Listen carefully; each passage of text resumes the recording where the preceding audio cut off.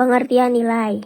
Nilai ialah sesuatu yang berbentuk abstrak, yang bernilai mensifati dan disifatkan terhadap sesuatu hal yang ciri-cirinya dapat dilihat dari perilaku seseorang yang memiliki hubungan yang berkaitan dengan fakta, tindakan, norma, moral, dan keyakinan.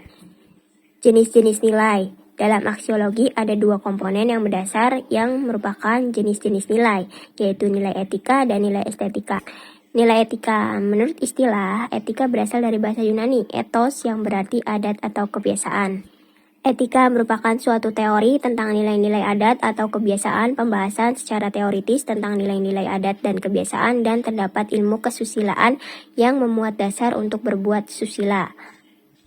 Makna etika juga dapat dipakai dalam dua bentuk arti. Yang pertama, etika merupakan suatu kumpulan ilmu pengetahuan yang mengenai penilaian terhadap suatu perbuatan manusia.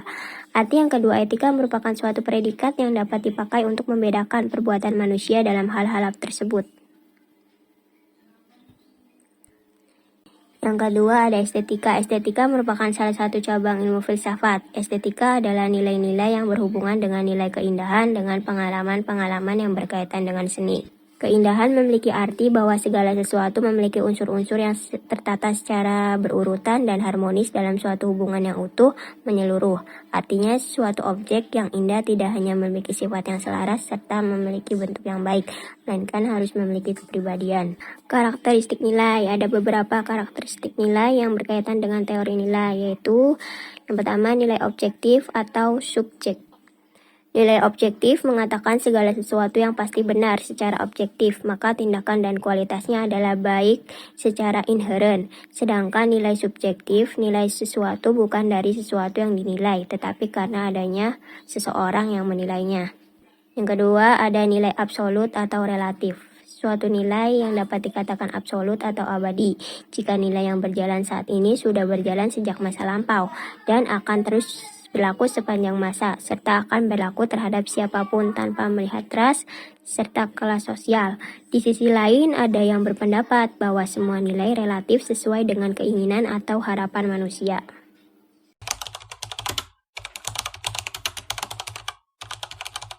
Baik, selanjutnya pembahasan mengenai aliran dalam hakikat nilai atau aksiologi. Menurut idealisme, memiliki pandangan bahwa hukum-hukum etika merupakan hukum kosmos. Oleh karena itu, seseorang dapat dikatakan baik jika banyak melakukan interaksi di dalam pelaksanaan hukum-hukum tersebut. Menurut idealisme, sikap, perilaku, dan ekspresi perasaan juga memiliki keterkaitan dengan kualitas baik dan buruk. Dalam Islam, bahwa setiap nilai yang terdapat dunia ini tentu mengandung nilai-nilai yang telah diberikan oleh Allah Subhanahu wa Ta'ala terhadap ciptaannya, yang dapat menentukan apakah sesuatu itu mempunyai nilai atau tidak, tergantung kepada manusianya sebagai mu'abid, khalifah fil ard maupun imarah fil ard. Selanjutnya yaitu konsep pendidikan nilai dalam Islam.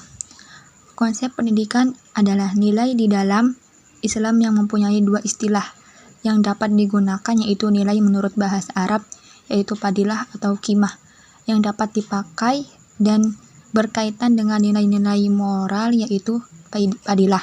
Sedangkan qimah, yaitu lebih dipakai untuk menyatakan nilai dalam konteks ekonomi dan hal-hal yang berhubungan dengan benda materi. Menurut Muhammadiyah tahun 2013, yaitu mengatakan nilai dalam pendidikan agama Islam berarti berbicara tentang hakikat nilai pendidikan agama Islam yang memiliki proses dan bertujuan kepada pendidikan agama Islam itu tersebut. Yang terakhir adalah implikasi pendidikan nilai dalam pendidikan agama Islam. Ada 3 aspek, yaitu yang pertama, tujuan pendidikan agama Islam. Tujuan pendidikan agama Islam haruslah sesuai dengan nilai-nilai ajaran pendidikan agama Islam, yaitu untuk menjadikan manusia memenuhi tugas kekhalifahannya sebagaimana tujuan diciptakannya manusia. Sebagaimana yang dikemukakan Munzir Hitami menyatakan bahwa tujuan pendidikan agama Islam haruslah mencakup 3 hal, yaitu tujuan bersifat teologik, yang kedua tujuan bersifat aspiratif, dan yang ketiga tujuan bersifat direktif. Aspek yang kedua yaitu materi pendidikan agama Islam. Penyusunan materi tentang pendidikan agama Islam harus mencakup materi pendidikan ketauhidan, fikih, ibadah, dan lain sebagainya yang mengantarkan peserta didik menjadi manusia yang insya kamil beragama, yang memahami ajaran agamanya dengan baik dan mampu mengaplikasikannya dalam kehidupan sehari-hari dengan terampil dan benar. Dan aspek yang terakhir adalah metode pendidikan agama Islam, yaitu metode yang mengembangkan akal pikiran kepada peserta didik perlu dilakukan karena Islam mengakui bahwa peserta didik memiliki potensi akal yang harus dikembangkan. Oleh karena itu, dalam menggunakan metode yang mampu mengoptimalkan perkembangan akal siswa perlu digunakan, seperti metode tanya jawab, diskusi, pemecahan masalah, penelitian, eksperimen, dan lain-lain. Metode yang mengembangkan keterampilan siswa, baik keterampilan motorik, keterampilan berbicara atau berbahasa, keterampilan berpikir, dan lainnya juga perlu dilakukan. Karena Islam mengakui bahwa siswa adalah manusia yang memiliki kelengkapan jasmaniah dan panca indera, perlu diberikan pelatihan yang terus-menerus sehingga mampu memanfaatkannya dengan baik. I know gold is not enough. She's a